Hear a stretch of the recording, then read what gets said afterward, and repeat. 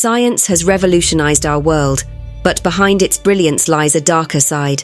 From unethical experiments to environmental harm, not all discoveries come without consequence. In this video, we'll uncover the hidden truths and unintended dangers that often accompany scientific progress.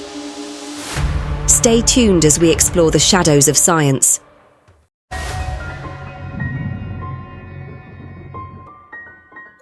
The Stanford Prison Experiment.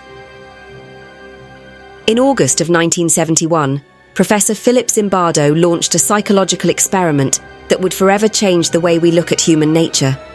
His goal was simple: to explore the chilling power dynamics between prison guards and inmates.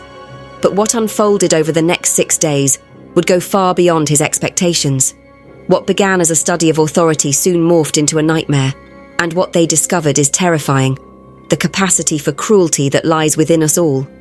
This is the story of one of the most infamous and horrifying experiments ever conducted, and the darkness it unleashed. Stanford University, August 1971. The air was thick with anticipation. The US Navy had asked Zimbardo to investigate how power works in prisons. How do guards wield control over prisoners? Is it the environment that corrupts? Or does brutality run deeper in the human psyche? The experiment would reveal things so disturbing they would haunt everyone involved, and eventually, the world. It's unbelievable. They took my clothes. Hands off the door. 70 college students applied, all healthy, well-adjusted young men.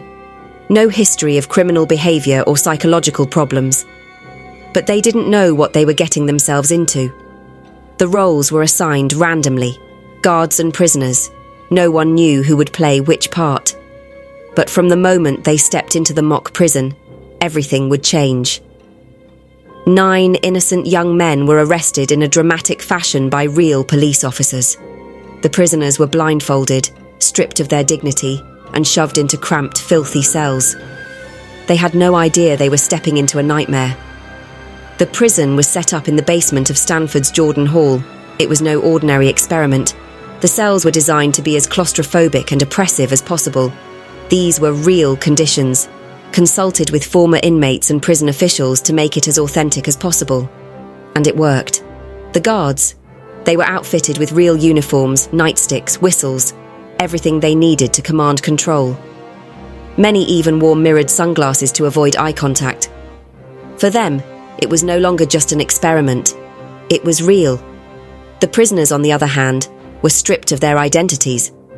Numbered smocks, sandals, a humiliating nylon cap, no underwear, and chains around their ankles, clanking with every movement. On the very first night, things went horribly wrong.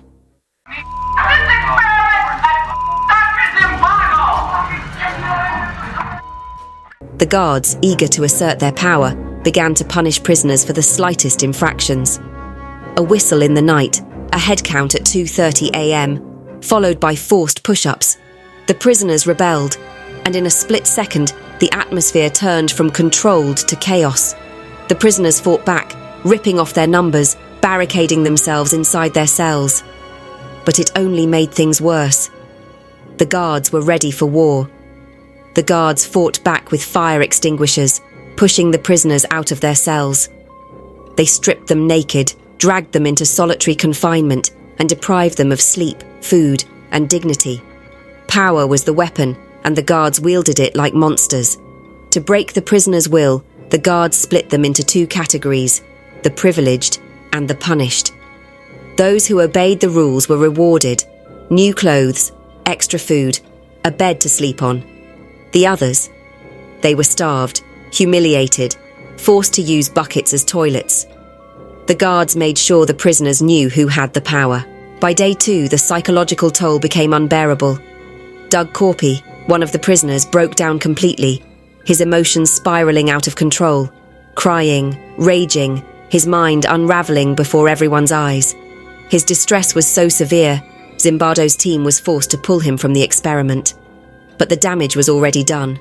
On day 6, an unexpected twist: a mock parole board. The prisoners, desperate for freedom, were allowed to plead their cases for release. But something twisted happened. They no longer saw themselves as students in an experiment. They had become the prisoners. The roles were no longer just play acting. They had internalized them. And then, prisoner 819. His breakdown was so intense that it seemed as though he was living in a real prison. He sobbed uncontrollably, begging to be released. But when offered freedom, he refused. Why? Because the other prisoners had labelled him a bad inmate. He couldn't escape the role they had forced upon him. Zimbardo himself was no longer a researcher. He had become the warden, complicit in the terror.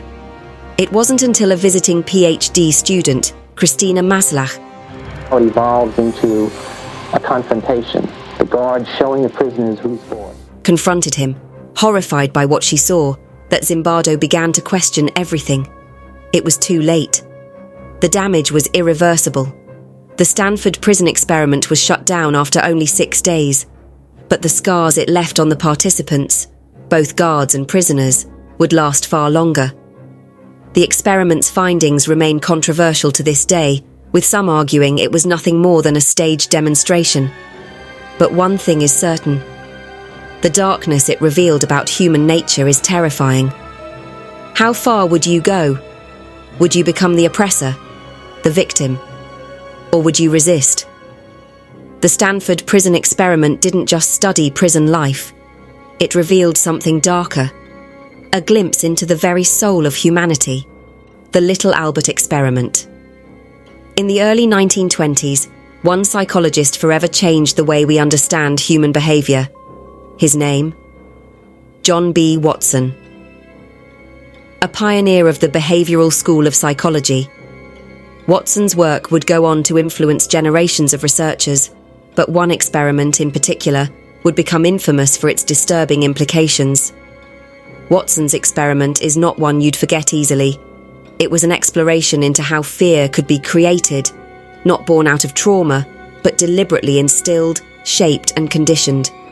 What he showed was that fear could be learned, and that terrifying realization would leave a lasting scar on psychology. Watson built his experiment on a psychological concept, first demonstrated by Russian scientist Ivan Pavlov: classical conditioning. Pavlov had shown that you could pair a neutral stimulus with an unconditioned stimulus to elicit a natural response. For example, Pavlov conditioned dogs to salivate to the sound of a bell, something they had no natural reaction to. The question Watson had was this: could you condition a human to fear something that wasn't inherently frightening? Could fear be taught?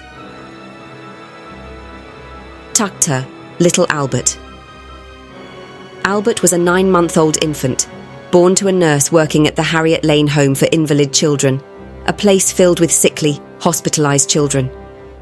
Though Albert's mother worked in a hospital environment, Albert was a happy, healthy and curious child. But his life was about to be upended by an experiment that would test the very limits of his emotions. Watson's experiment was deceptively simple. He wanted to see if he could condition a child to fear a neutral object, something Albert had no reason to be afraid of. First, Albert was introduced to a variety of objects. These included a white rat, a rabbit, a dog, a monkey, and even a seal skin coat. Albert had no fear of any of these objects. In fact, he smiled and reached for them, showing curiosity and a natural, instinctive desire to explore. The white rat in particular seemed to capture Albert's attention, and he was even eager to touch it. But Watson had already set his plan into motion. Each time Albert reached for the white rat, a loud, terrifying sound, a clanging metal bar, was struck behind his head. The noise was so jarring, so sudden, that it made Albert flinch in shock. His small face twisted in surprise and fear. At first, Albert didn't cry. He was startled but didn't yet associate the sound with the rat. However, the next time Albert reached for the rat, the same horrible sound rang out. This time, Albert cried. Watson repeated this process several times.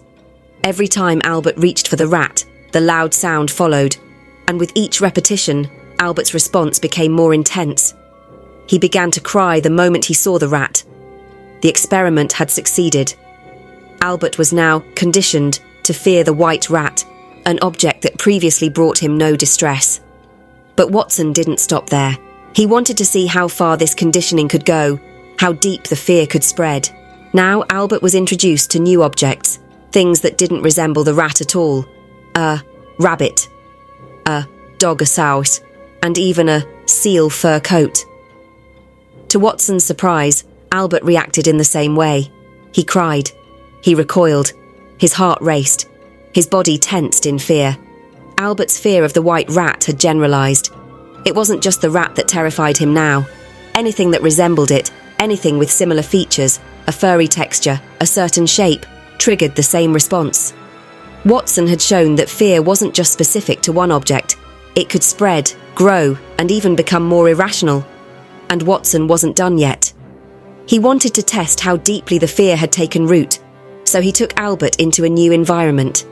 This time, Albert was placed in a large room, a room unfamiliar to him. Would his fear still hold, even in this new setting? When the same objects were presented again, Albert hesitated.